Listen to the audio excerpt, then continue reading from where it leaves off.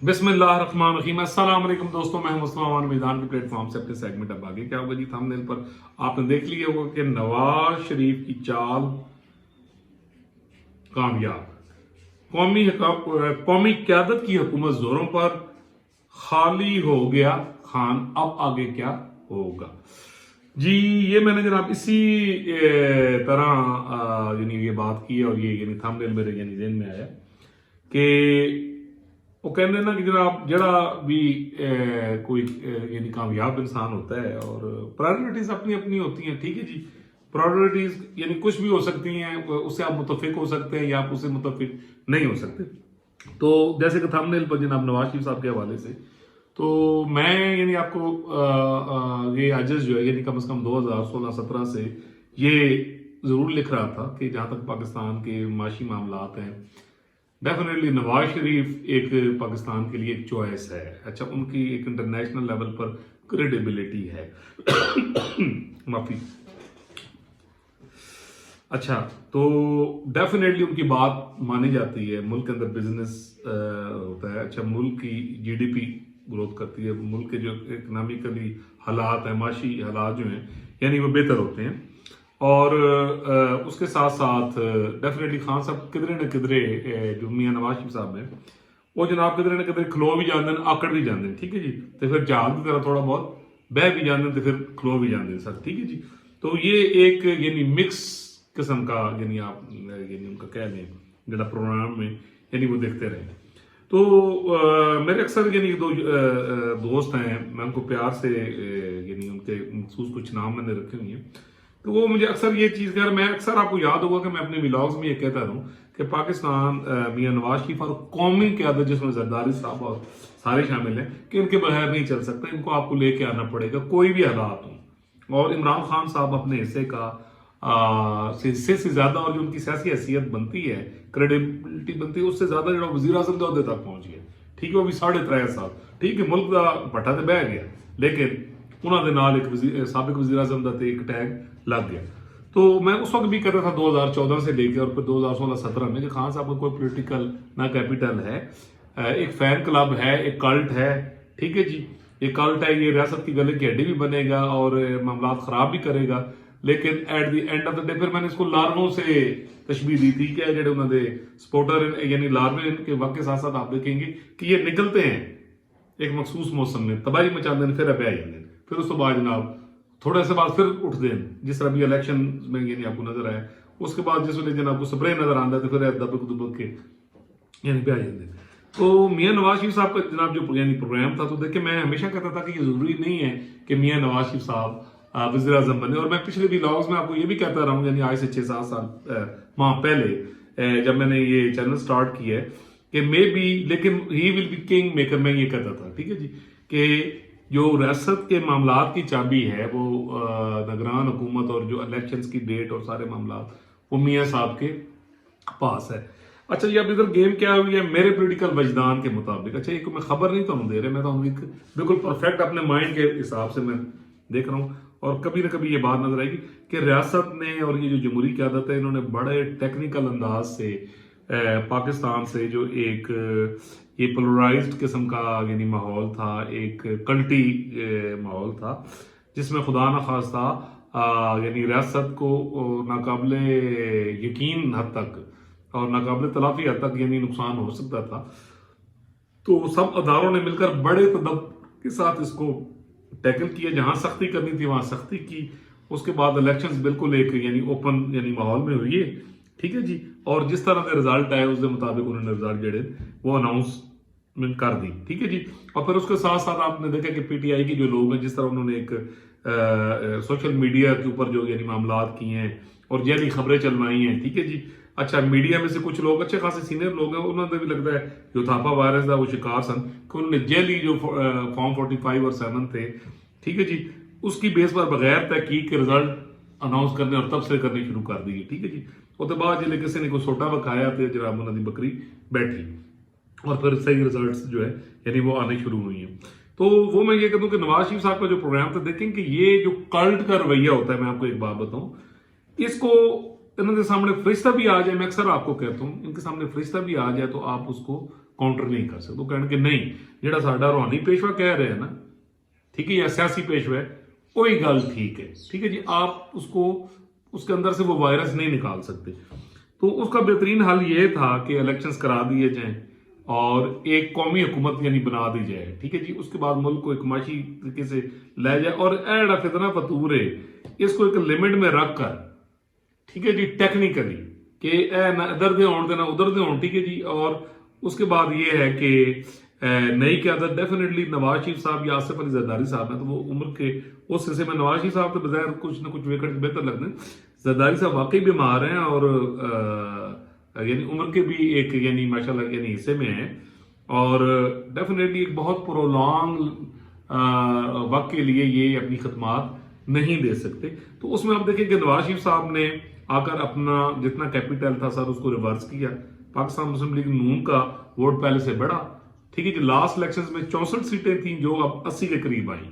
अच्छा, पंजाब में फिर किया, अच्छा केपीके में कदर बेहतर परफॉर्मेंस दी, बलोचिस्तान में इनकी परफॉर्मेंस मजीद बेहतर हो गई, ठीक है जी। वहां 10-11 सीटें इन्होंने बलोचिस्तान असेंबली की ली हैं।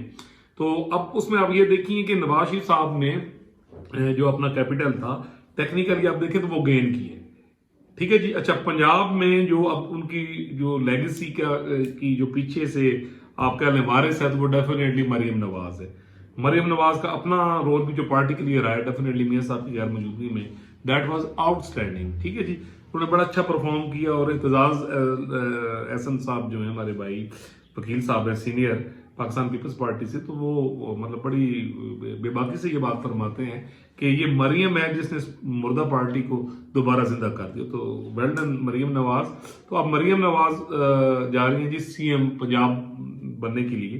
तो उसमें फिर मुझे ये 1985 याद आ गया कि जब मियां नवाज शरीफ साहब वज़ीर आला बने और वहां से फिर वो ग्रूम होते हुए नेक्स्ट दोबारा वज़ीर आला बने और फिर यानी 89-90 में जाकर वो फर्स्ट टाइम वज़ीर आज़म बने। तो मियां नवाज शरीफ साहब का जनाब प्रोग्राम पूरी तरह कामयाब हो गया, ठीक है, कि अपनी पार्टी को यानी वो हुकूमत में ले आए। अच्छा, उसके अलावा जितनी कौमी क़यादत है जरदारी साहब और उन्होंने मिलकर यानी इकट्ठा कर दिया और जिसको वो फितना फतूर यानी समझते हैं और जिसको वो समझते हैं कि जनाब इन्होंने के पास एक खुडे लैंड लगाना है, तो उसमें उन्होंने बड़े टेक्निकल अंदाज में बाकी लोगों के साथ मिलकर तो आप देखें कि वो एक यानी साइड पे कर देते हैं और फितना फतूर सी जी वो आके मतलब देखें ना कि जहां भी ये मामला लड़ रहे जो तू आंदे तो आपको पता है कि वो ठीक ठाक मतलब तबाही कर दें। तो उन चीजों को काउंटर करना था और उसके बाद अपनी ग्रिप पार्लियामेंट में। और अब आप देखें कि ईवानी सदर में आसिफ अली जरदारी साहब जैसा एक स्ट्रॉन्ग डेमोक्रेट आएगा। वजारत खारजा में यकीनन बिलावल भुट्टो जरदारी साहब जिन्होंने पहले बड़ा अच्छा परफॉर्म किया है, वो एक आज़ाद मंच नौजवान और आजकल के तकाज़ों के मुताबिक हैं।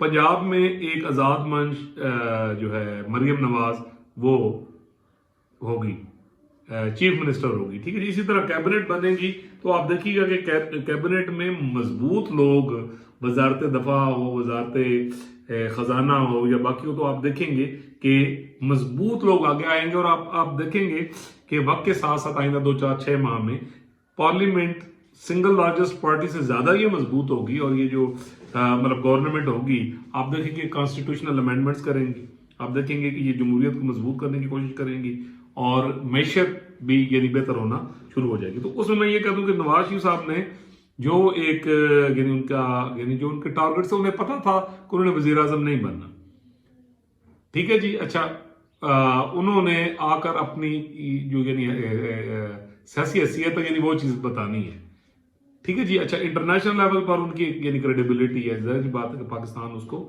यानी कैच करवा सकता है। तो मुझे याद है कि 2013 में भी मियां नवाज शरीफ साहब वज़ीर आज़म नहीं बनना चाहते थे, लेकिन पार्टी के प्रेशर की वजह से उन्हें बनना पड़ा। और यहाँ पर भी आपको मैं बड़ी मजे की बात बताऊं कि आसिफ अली जरदारी साहब की ये ख्वाहिश थी कि अगर ईवानी सदर में वो बैठते हैं तो मियां नवाज शरीफ साहब आगे आए, लेकिन मियां नवाज शरीफ साहब ने जनाब अपने आप को मतलब विड्रॉल किया। तो अब आप देखेंगे यहाँ जब पाकिस्तान मुस्लिम लीग नवाज के वज़ीर आज़म आ रहे हैं तो डेफिनेटली नवाज शरीफ साहब अगर बनना चाहते तो वो ये वज़ीर आज़म बन सकते थे, लेकिन यहाँ उन्होंने किंग मेकर बनना यानी ज्यादा यानी मुनासिब समझा। تو اس میں آئی ایم شیور کہ آپ دیکھیں گے کہ میاں صاحب پیچھے رہ کر مرکز میں بھی اور پنجاب میں بھی اور بلوچستان میں اور ایون باقی صوبے بھی ہیں جیسے سندھ ہے کہ یہ جو قومی قیادت ہوگی یہ مل کر جناب معاملات کو بہتر کریں گے. اور آپ دیکھیں گے کہ نیکسٹ الیکشن جو 2029 میں ہونے ہیں آپ دیکھیں گے کہ اس وقت تک یہ کافی حد تک یعنی پارٹی کا ریوائول ہو سکتا ہے. میاں صاحب اور زرداری صاحب اس وقت اتنے زیادہ افیکٹو نہ ہوں لیکن انہوں نے یعنی فیوچر جو ہے یہاں سے بلاول صاحب ہیں, یہاں سے مریم نواز ہیں, اسی طرح اور نوجوان لوگ بہت زیادہ اس وقت یعنی پاکستان مسلم لیگ نواز میں بھی آئے ہیں. تو آپ کو آگے چل کے ایک اچھی ریپڈ قیادت یعنی وہ ہوتی نظر آ رہی ہوگی. تو اس میں جناب خان صاحب نے کوئی کہتے ہیں نا کھایا پیے کوئی گلاس توڑا باہر آنے کا. تو آپ یہ دیکھیے کہ خان صاحب کے پاس جناب کہیں سے بھی نہ پارٹی رہی, پارٹی بھی ہوگی جناب سنی اتحاد کونسل وحدت المسلمین, ٹھیک ہے جی, پتہ نہیں کی نام ہے تو خیر نام ہی نہیں آتے. اور یعنی اس کے ساتھ ساتھ جو ہے خان صاحب سے پارٹی عہدہ بھی جاتا رہا, پارٹی بھی چلی گئی, ٹھیک ہے جی. اور اب یہ ہے کہ جناب خان صاحب کے کیسز ہیں تو اب دیکھیے کہ یعنی خان صاحب کو یقیناً آگے چل کے ریلیف بھی ملے گا لیکن وہ بڑا مشروط ہوئے گا کہ وہ دنگا فساد کرنے کی اجازت کوئی نہیں ہوئے گی, ٹھیک ہے جی. اور یہ کہ خان صاحب یقیناً یعنی بہ کے تھے وہ صرف یعنی کر رہے ہوں گے یعنی وہ میں نے پچھلے ایک ولاگ میں کہا تھا کہ لوڈو کھیلتے ہونے تو ادھر جی خوش ہو لیندے ہونے وہ قیدیاں نو ہرا کے جس طرح ناصر فاروقی صاحب نے نا ذکر کیتے سی.